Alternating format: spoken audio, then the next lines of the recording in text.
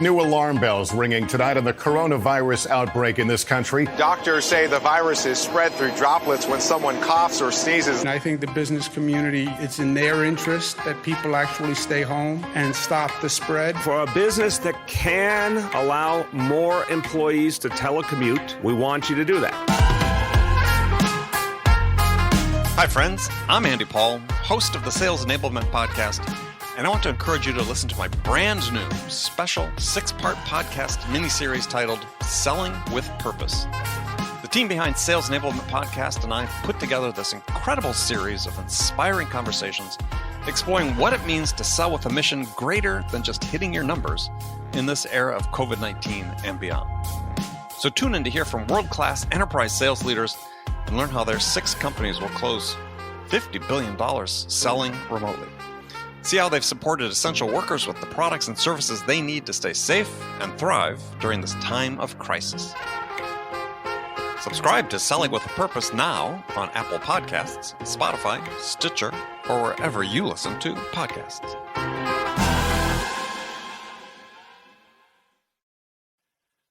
Guided selling from RingDNA makes your entire sales team more effective by revealing exactly what reps should do and when to do it. Guided selling works by transforming sales data into a curated list of prioritized sales actions. So when reps start their day, they'll never again wonder which prospects and accounts or hot inbound leads to reach out to next. Guided selling even shifts reps' priority in response to real-time buying signals. Finally, even new reps can sell like seasoned ones. Let RingDNA be your guide to success. Learn more at ringdna.com/guided selling. That's ringdna.com/guided selling.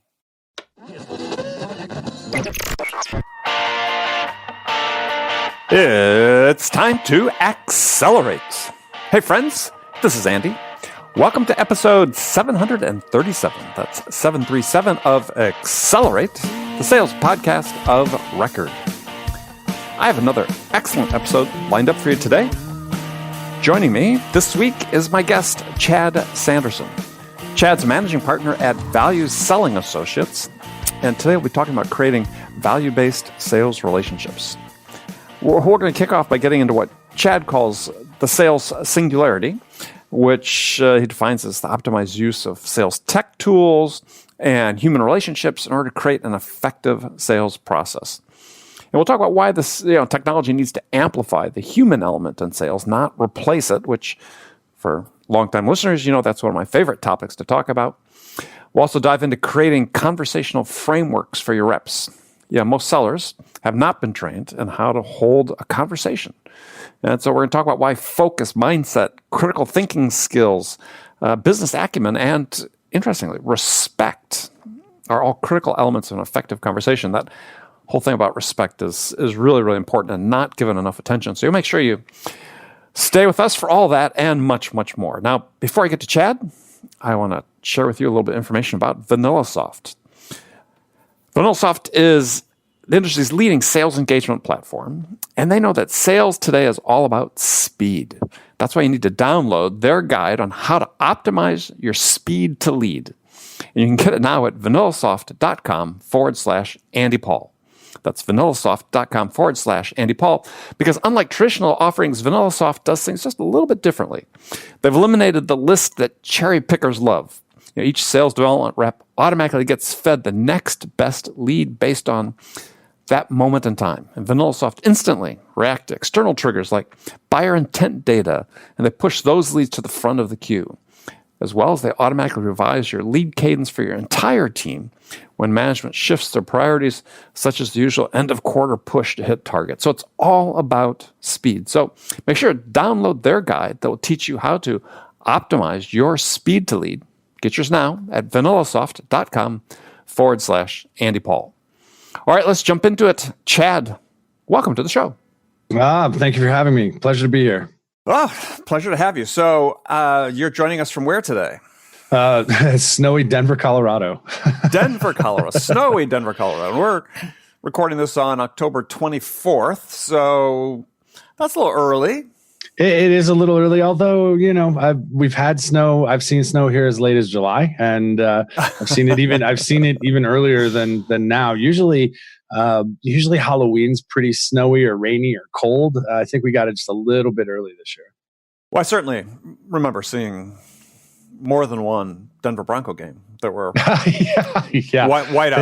I remember one Monday night game, maybe 20 years ago. I was traveling on business, and I was out in my hotel, and they were playing the Packers, which one of my teams, and I was like, wait, is this game in Green Bay? No, it's in Denver. It was coming down. So somewhere I read you had written something about, I'll just with that prologue, we'll just jump right into it, is what you labeled the sales singularity. So what is the sales singularity? That's a great question. So if you're in this field, if you're in sales enablement, or if you're selling as a profession, we get as many new technologies or silver bullets people proclaim are out there as just about any field, right? Maybe not as much as MarTech these days, but sales is ripe for, hey, here's a new way to do something. Here's a new piece of technology. And the singularity from my perspective is that as more technology continues to come out, you get new CRMs, you get new outreach tools, you get new cadence-based tools, all of these things. It actually has created a gap between how to have a real conversation with a real human being. And so the singularity is that bringing it all together and reinstalling it on a solid foundation of what it means to be human, to have a conversation and work to uncover someone else's perspective, what they think is valuable. And that single point, having everything else targeted towards that, gives you a singular way to interact that I think is much more impactful and valuable than just playing with the latest and greatest new tools. Okay, so sort of, I'd almost turn that an inverse singularity, because singularity talks about the melding of humans and machines, and what we're talking about is actually, that's not perfection, as some people might assume. It's actually less desirable. Right. Yeah. I mean, if the technology that we have right now, I think, has a tendency to get in the way. It doesn't, because we're so focused on the technology side of the equation, we forget about how to have the technology amplify the human element to meld correctly in an optimal way. People have a tendency to hide behind the tech. So give an example of the technology people are hiding behind. So think about automated, templated, and we all get them, right? Of these automated templated emails that show up in your inbox. They don't know who you are. Only 100 a day. Only 100 a day. And nobody's, paying attention to that. It doesn't show that you've spent any time trying to understand that individual that you're reaching out to. It doesn't show that you've done any type of understanding of their organization or their role or the challenges that they're having. It is I'm going to spray and pray kind of approach that is amplified by technology, and it has interesting effects on the buyers. The human reaction to that is, hey, you didn't do any homework. You didn't show me that you know me.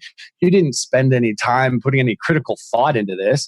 You just created a template and shot it out here. So it devalues the relationship right out of the gate. Whereas if you take the time with the automation software to do your research, customize your emails, and we're not talking writing War and Peace, we're talking about one or two sentences on top of maybe a snippet of information that is pertinent to the role, but that shows that it's more about the human being than just about getting a meeting.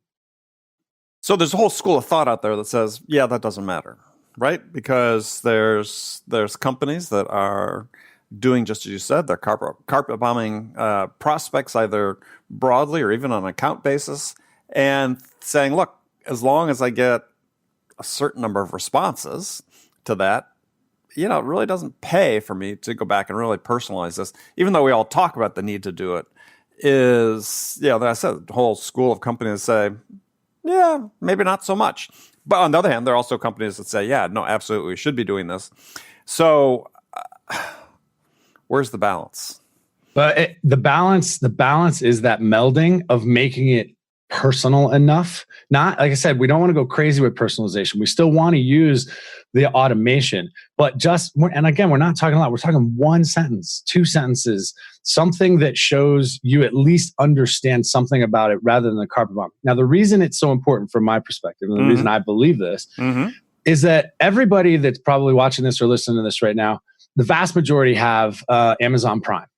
And if you were to ask them why they have Amazon Prime, some will tell you, hey, it's the free shipping. Some will tell you, I have had one guy tell me he wants to see the drones deliver the packages one day, right? But everybody at the end of the day has in their hand something that gives them what they want, that knows them, that refers things to them, recommends things, gives them what they want, when they want, how they want it, on their terms.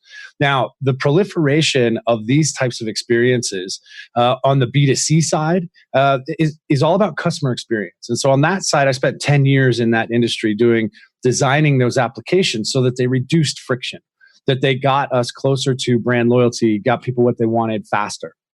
The net result of that over 10 years is that now, even in the B2B buying space, whether they can articulate it or not, buyers want a frictionless experience. They want something that's about them.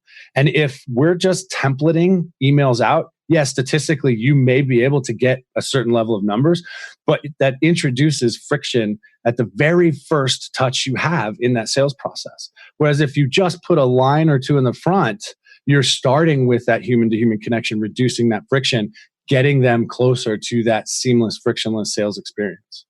Well, but again, I think some people would make the argument that just by introducing humans into the equation, you're creating friction.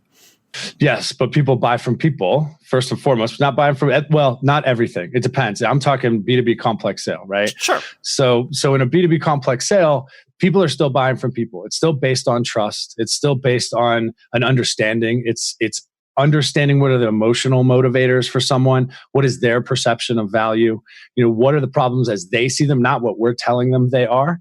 And in order to do that, you have to ask a question instead of just come at them with statements. Statements, one of our associates likes to say, statements create conflict, questions uncover solutions. And so even if in that email example, the personalization is just a question that's targeted at understanding them, then you're better off than, hey, I have this cool new thing you're really going to love. Because you started out talking about you when what we want is to be understanding their perspective.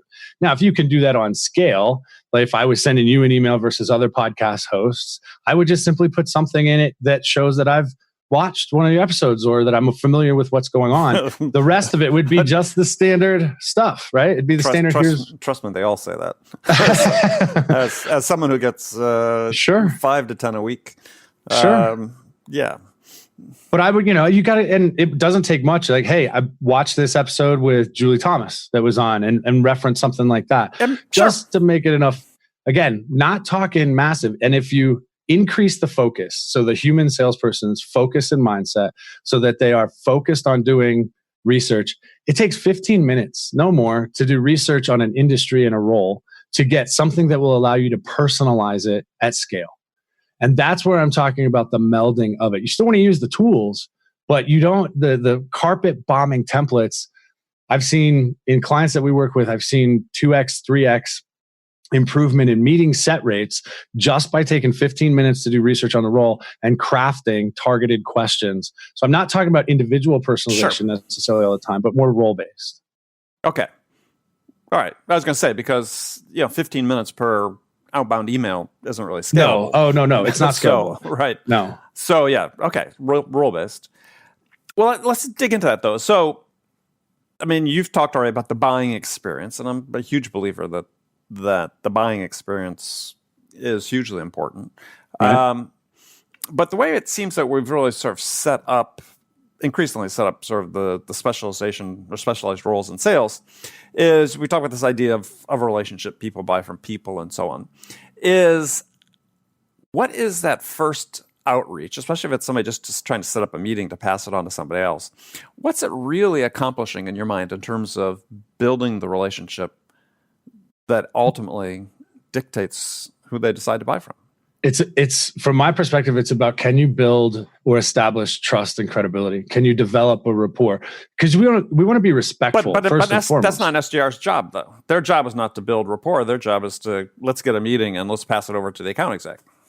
But also they would want to qualify at some point, because ideally you don't want to pass a whole bunch of stuff that's going to waste an account exec's time. You're pre-qualifying. Let's not be too generous. Oh yeah, pre-qualifying. Okay, we're qualifying you that you're eligible for the next call is all we're doing. We're not qualifying that you're a prospect. Though people oftentimes confuse that.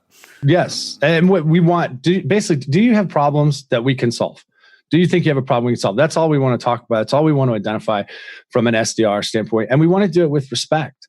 We want to do it with credibility. And credibility comes from the confidence in the way that you engage with someone. Do you understand how they view the world? How they, do you understand business enough to have a business level conversation, a role-based conversation? Because the conversation you might have SDR to SDR is going to sound a lot different than an SDR talking to a CEO or a CFO or a CMO, right? And so we want to make sure they at least have the credibility to capture the curiosity and attention. Right, but is an SDR really going to be calling a CEO? They should be. They should be calling the chairman of the board first.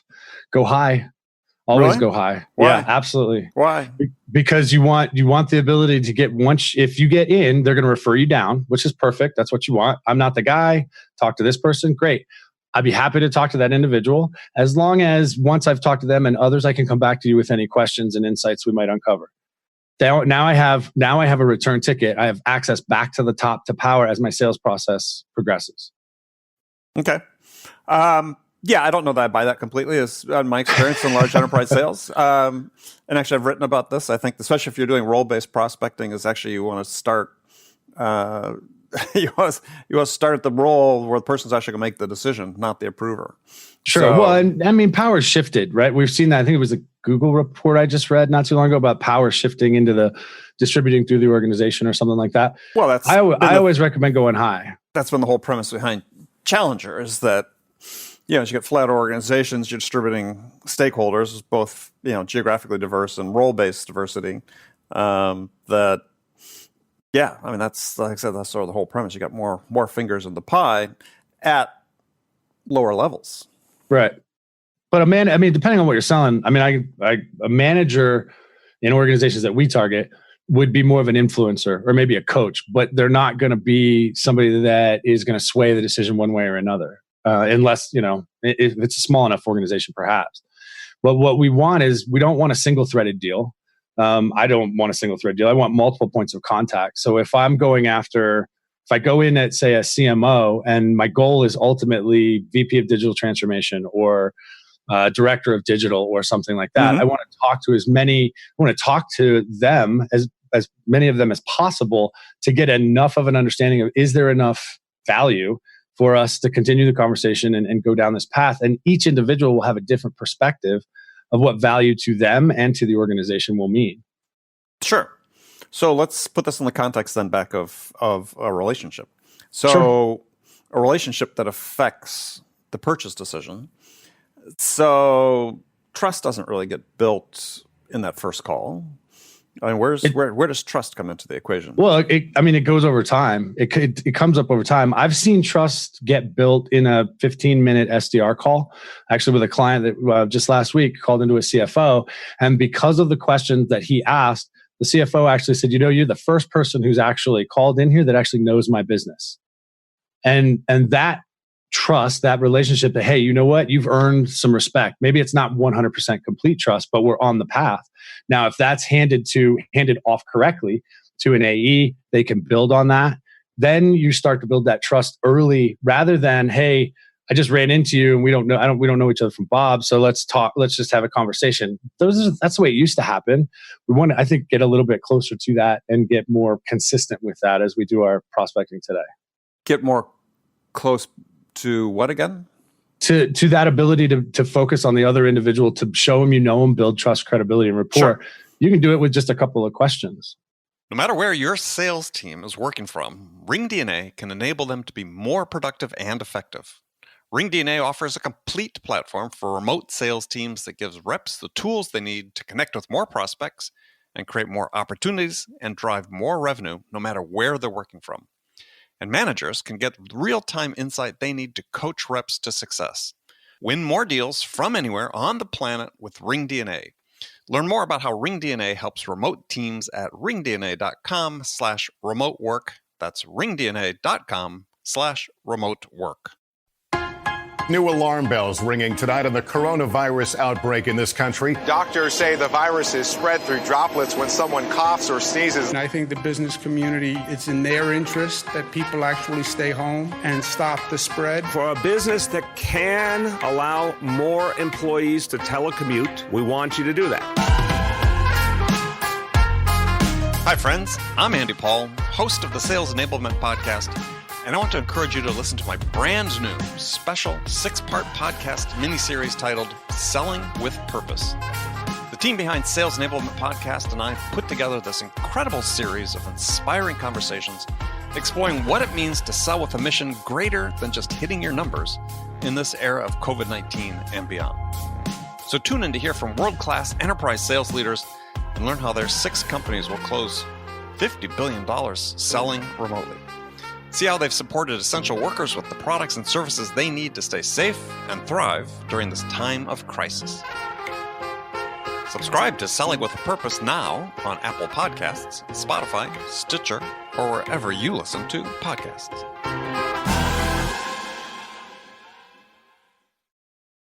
Start the process. Again, you're not going to get 100% trust. Yeah, I agree.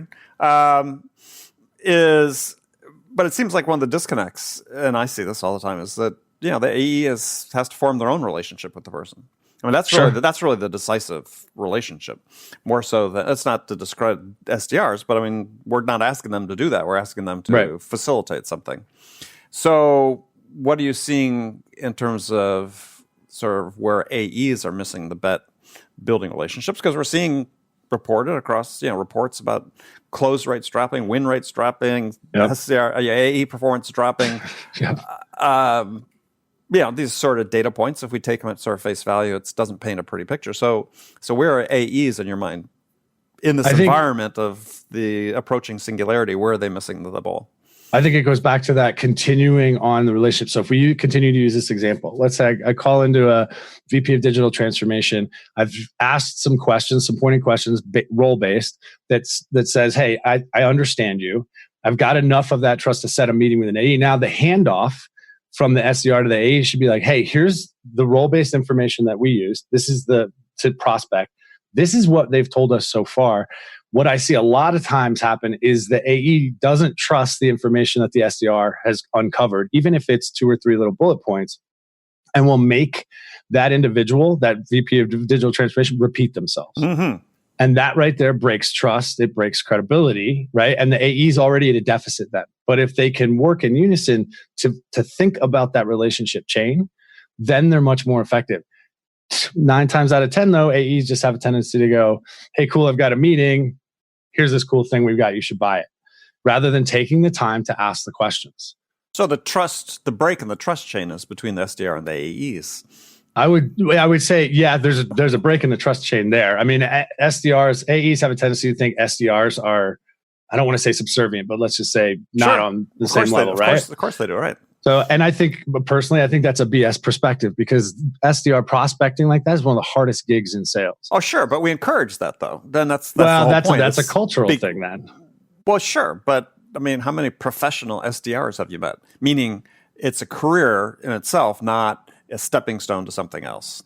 Well, it is definitely a stepping stone, but I still think SDRs can execute it in a professional level and manner, which is deserving of that parity. Well, I'm not saying they couldn't. I'm just saying that we create that bifurcation by saying, look, we do. This is purely an entry level role, and I think companies are crazy.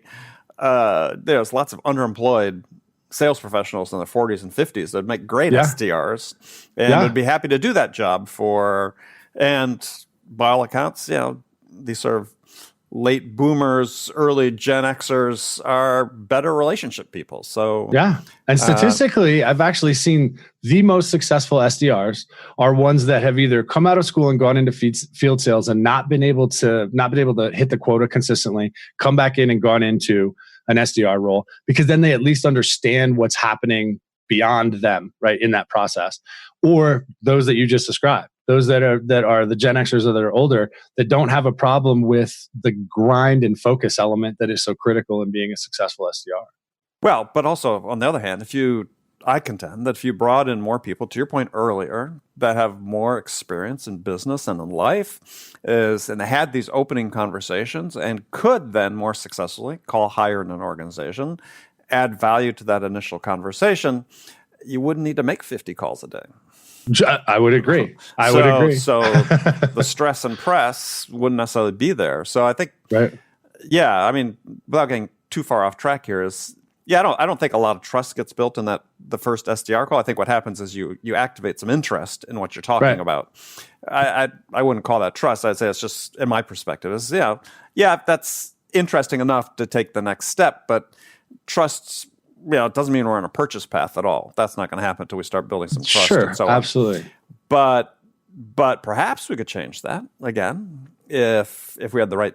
I don't want to say the right people, because there are people doing a great job as SDRs who don't fit that profile. But if we looked at increasing the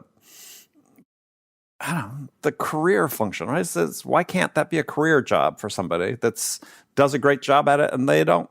To your point earlier, they just weren't a fit in the field, or they weren't a fit with something they did before, and why can't they just spend 10, 15 years doing it? I'm with you 100%. I think we should be looking at that role differently, because there are a lot of people that don't want to travel, that don't want to get on planes. They have families. There's other personal reasons why an SDR role, where I can go into an office, I can be part of a team, I can provide critical value to the organization, because typically revenue starts there. I mean, everybody wants to say AEs prospect. Very few AEs are consistently prospecting, right? The ones that are very successful do it. They make it look, easy. Well, I wouldn't even go that far. I think if it's part of their role, then they should go do it, right? So true. And I've seen very successful people do it. Hey, I always prospected my own prospects when I was so. But yeah, no, I think it is time. And you're seeing some companies already rethink the function and making it more team-based or actually, upgrading the profile of who they hire into those SDR role, because they are such a critical element of that team. And they do need to have substantive discussions, as you gave an example up front, of when they get that first call, as opposed to, I've got 30 seconds to get you interested in saying yes to a demo, which is what a large fraction of those calls are. Right. And we don't want to go, we don't want to go right in with that. We've seen the greatest success in organizations where you equip the SDRs. First and foremost, it's a combination of a cultural confidence building approach, because most SDRs, they know exactly how they're viewed in the organization. So they instantly have this self-defeating view of themselves inside the organization. So whatever we do, we have to kind of build confidence in them. And that then translates into the way that they can interact with a prospect to trip the curiosity circuit, rather than if trust doesn't start there, but trip the curiosity circuit, say, hey, you know what? You have a perspective that's interesting enough that I'm willing to spend 15 minutes with you or 13 minutes with you. And, I'm impressed that you actually put it in from my perspective. Like you showed you were thinking of the world through my eyes instead of just trying to get the meeting. Those two things start to set a stage that I think builds a much greater relationship if it is continually nurtured through the sales process, rather than the customer experiencing that friction handoff. Sure.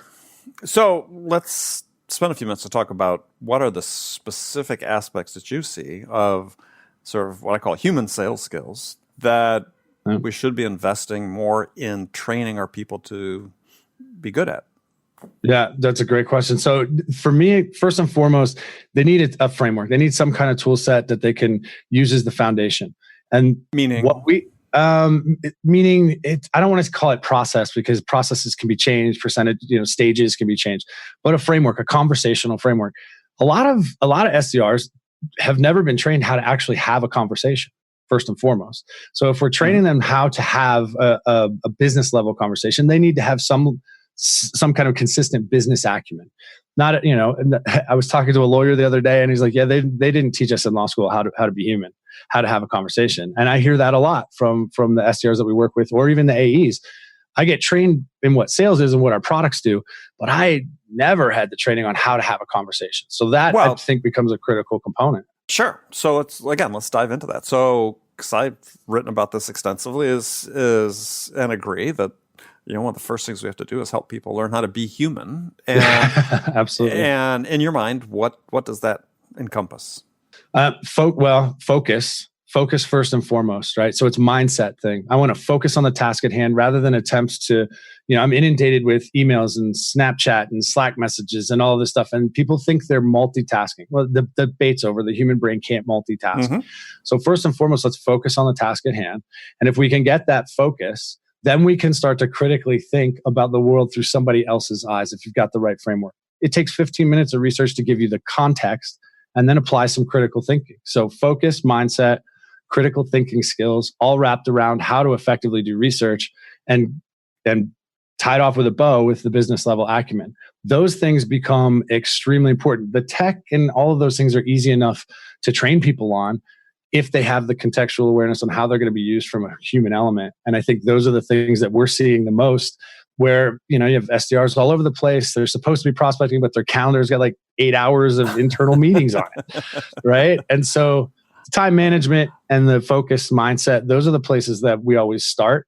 The rest of it then falls into place. Well, so you brought up something earlier, which I think is important, is respect, right? Yeah. So I think it's more fundamental than the things you chat about, because I think you got to start at a real human level. And the first one is I think that, I think salespeople in general, tend not to approach people with an open mind, saying, look, I may have my built-in biases. Maybe I don't like, someone who's overweight, or I don't like somebody of this and this. And they really have to learn to, filter through those biases and say, look, I've got a human being in front of me and I have respect for them as a person. Right. And I think if you don't start at that level, and I've got a couple others we can talk about here, I think that's the problem. So how do we teach respect, right? Is this idea of this is another person, we just have to have respect for them, because if we don't, well, it's going to shine through in a heartbeat. Oh, and I think I'd go back one step further. I think it's harder to have respect for someone else unless you have respect for yourself. I think you have to have respect for yourself first and foremost. And a lot of that gets back to what we were talking about before, though.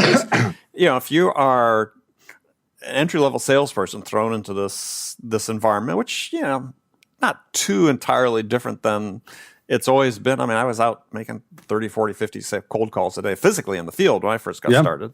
But the gun wasn't over our head quite as much, right? We didn't have the same activity metrics necessarily that SDRs are faced with, though we still are doing a ton of activity. So we create this environment that, to your point precisely, doesn't really lend itself to people creating self-respect and confidence in their own abilities. Right. So any client that we engage with, when we're especially working with SDRs, there's a lot of conversation and analysis, quite frankly, of what is the current cultural environment that these people are in. And from there, how do we then help the organization, if it needs to be, soften that up, create a more positive culture, one that is celebrating the successes and the right behavior, rather than just focusing on metrics. I mean, we need to focus on metrics, right? But we also want to celebrate the right behaviors. So how do we create that? A lot of that comes from how managers coach or manage, and how the rest of the organization respects their counter. So the easy way for SDRs to start, and managers of SDRs, is using time blocking on their calendar and helping the SDRs reinforce with anybody who wants to write over that time block, hey, this person is important. This function, this job that they're doing is critical. This time block is not negotiable. They have to be able to do this. So you can't have that time. And kind of having those conversations over time will build the respect internally if the results continue to follow the way they should. First and foremost, you have to start with respect for self. That comes from managing your time. It comes from doing things at a professional level. Even if it is an entry-level job, what does good look like? How do we help them understand that? How do we give them the tools and the encouragement to do it? Well, but I think that's the important thing you just said. Is I think for there is an element of self-esteem in this, without going back to participation trophies and so on. Is yeah, that's right. And that I think that the key to people feeling this self-respect is to feel valued. Absolutely. And this gets back to, again, what we were talking about earlier is making this seem not as just a waste stop, though it will be certainly for people ambitious and have goals. I mean, I didn't want to be in my entry-level sales job any longer than I needed to be, and was fortunate enough to perform at a level where I got promoted quickly. But by the same token, people that didn't do it as quickly still felt valued. Yep. It seems like that's one thing we sort of have to spend more time on, because certainly we underinvest in these people. We have, I believe, unrealistic expectations for how quickly they will onboard and get up to speed. And yeah, it's hard to get into that. That's just a cauldron that's very difficult to expect people to come out of and have the types of conversations you want. Yeah. And when we work with clients, we're always looking for the executive sponsor, but we spend the most time, honestly, with the managers. How are the managers coaching? How are they incentivizing? Oh, well, we have spiffs. Great. Spiffs are great, but we all know that money is not always the best motivator. How are you recognizing? How are you celebrating? Yeah. Right? So what does that look like? Yeah. How do we help them do that? Right. Yeah. I'm not a fan of spiffs at all. I've challenged an executive to show me that a spiff actually works. Never seen any evidence that it does, either for the individual or for the company itself. I asked several VPs in multiple conversations, so what's the ROI on a spiff? And they probably can't tell you. Of course they can't. I mean, yeah, let's have a spiff close deals Friday instead of Monday. Okay, well, you just gave away 10 margin points to close a bunch of deals on Friday. You're going to get on Monday anyway. So anyway. So one of the things that we'll do from the management side is we'll help them come up with some of those incentives. And recognition, back to that, how do we make them feel valuable? Recognition is a huge one. And so one of the things that we've seen clients implement is that, okay, here are the metrics that we need for the quarter, let's say. Here's whatever they are. Meeting set, dials, handoffs, whatever they are. Here's what they are. Whoever is the top performer who hits these behavioral points, like we want to see you go through these channels to do it, you're going to get a personal LinkedIn recommendation from the VP in Q1. Then you get to go in a pool. And each year, at the end of the year, the 4 people they're basically a bake-off who did the best throughout the year, overachieved on quota. Then you can get a LinkedIn referral from the CEO. Those alone we've seen them be more motivating than, hey, here's a $10 Amazon gift card or whatever it is, right? Those types of recognition points, because now in order to make that program work, well, the VP has to agree to do it. The CEO has to agree to do it. So now the SDRs are getting the view from the top that helps them feel like their roles are more valuable. They know what the recognition is going to be. So we're incenting behavior rather than paying them off to do stuff. Right. But let me ask it from a different perspective. And this may be our last question because we're beginning to run out of time. But to me, I think that the answer to making people feel valued is to invest in them, is to invest in their development. And I think this is the big disconnect when we see such high attrition rates with SDRs and AEs and VPs of sales and so on. I mean, it's all being compressed into very short time frames these days on average. Is I think the way you make people feel valued and want to stay is we're saying, look, yeah, we want to invest in you. Right. It's not recognition is important, but in addition to which, we need to invest in you. We need to say, look, we want to invest in you in the long run. So, hey, here's an additional training program. Here's a continuous learning program you can be part of. Here's something we're doing collectively as a group, or we're just going to be, reading books together. We have great success with the companies doing internal book clubs for sales teams where they're all engaged and learning virtually every day. Then they start feeling like, oh, okay, now they really care about me because they're investing in me as opposed to, I'm getting a bunch of attaboys. And with every client that we've worked with, that's usually one of the first things we hear from the SDRs or even the AEs. We're in the middle of a global rollout with a large financial company, SaaS company. And we're going around the globe training the people. And the first thing that we tell them is, hey, this is an investment in you. And they are over the top appreciative. Like, wow, we didn't think they even knew we were here. I thought we just metrics on a dashboard.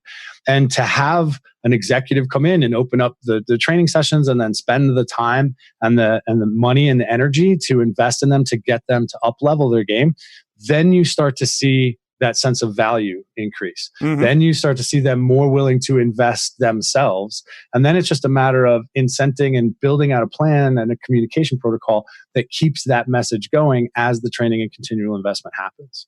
Got it. All right, very cool. Well, unfortunately, we're out of time. And I only got to just a couple of the questions. See, I thought this might happen. So tell folks how they can connect with you and learn more about what you do.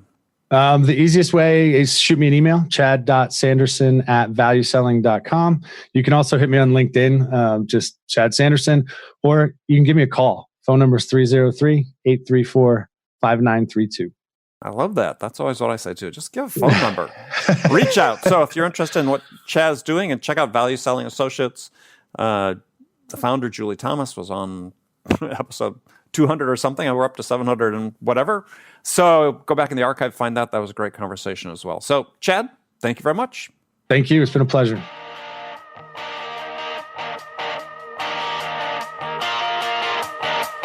Okay, friends, that was Accelerate for the week. First of all, as always, I really want to thank you for joining me, taking the time to join us on the show. And I want to thank my guest, Chad Sanderson. You'll make sure you join me again next week, as my guest will be Ian Altman, coming back for a repeat visit. Ian is co-author of the book, Same Side Selling, How Integrity and Collaboration Drive Extraordinary Results for Sellers and Buyers. He's just released an updated second edition of that book. We talk about that and much, much more, so you definitely want to check that out. So be sure to join me next week. And before you go, don't forget to visit andypaul.com. Get your copy of my Sales Growth Planner for 2020. In it, I walk you through a step-by-step process to create an incredibly effective sales plan that'll help you hit your targets in 2020. And this is the same format, sales plan format, I've used for a really long time for all the success I've had in my career. So for more information, visit andypaul.com/planner. That's andypaul.com/planner to get your copy today. So thanks again for joining me. Until next week, I'm your host, Andy Paul. Good selling, everyone.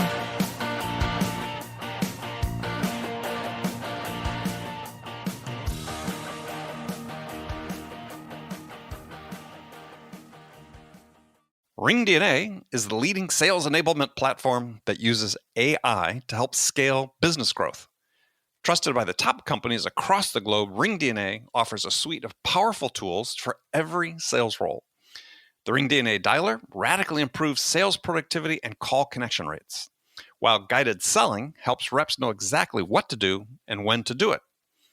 Conversation AI uses artificial intelligence to surface the most impactful coaching opportunities in real time. So, no matter where your team is working from, the RingDNA platform can help them exponentially increase call connections, opportunities, and revenue. Learn more at ringdna.com/platform. That's ringdna.com/platform.